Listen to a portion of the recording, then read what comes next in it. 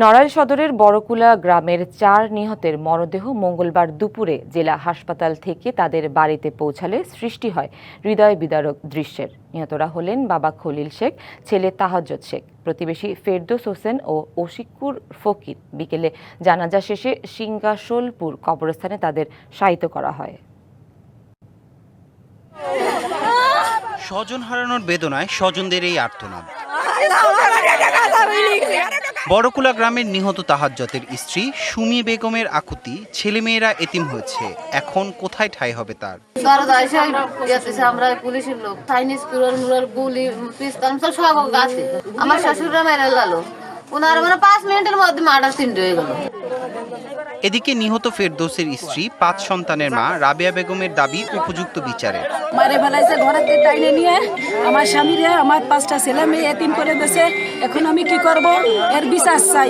নিহতদের স্বজনদের অভিযোগ, সোমবার ভোররাতে সেহরি খেয়ে ঘুমানোর প্রস্তুতি নেওয়ার সময় 3 জনকে কুপিয়ে হত্যা করেন সাবেক ইউপি চেয়ারম্যান খায়রুজ্জামান খায়ের মোল্লার লোকজন। এবার নগদে পাচ্ছেন হেলিকপ্টার অফার, তাই কেনাকাটার পেমেন্ট নগদে করুন আর বুঝে নিন 2000 টাকারও বেশি ক্যাশব্যাক সহ হেলিকপ্টার রাইড। পেমেন্ট শুরু করুন আজই।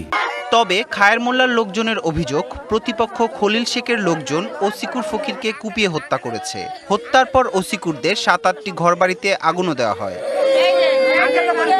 মঙ্গলবার বিকেলে ওসিকুরকে তারাপুর গ্রামে দাফন করা হয়। সন্তান হারিয়ে দিশেহারা বৃদ্ধ মা মহিরুন বেগম এবং স্ত্রী কেয়া বেগম এ হত্যার যথাযথ বিচার দাবি করেন। বহুত অত্যাচার করেছে, হাবিলে সালাফেলা খুলেলে সালাফরে আমাকে ওসিজা মার্ডার হয়ে গেছে, সেগুলা সমস্ত করেছে। স্বজনদের পাশাপাশি এলাকাবাসীও হত্যার ঘটনায় দোষীদের বিচার চান।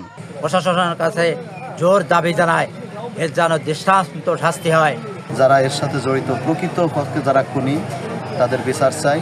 পুলিশ বলছে মামলা না হলেও 6 জনকে আটক করেছে পুলিশ ও র্যাব। জড়িত অন্যদেরও আটকের চেষ্টা চলছে। পোস্টমর্টম রিপোর্ট এখনো আমরা পাই নাই।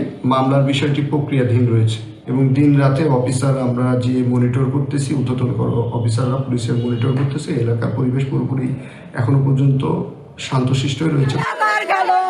DBC news desk.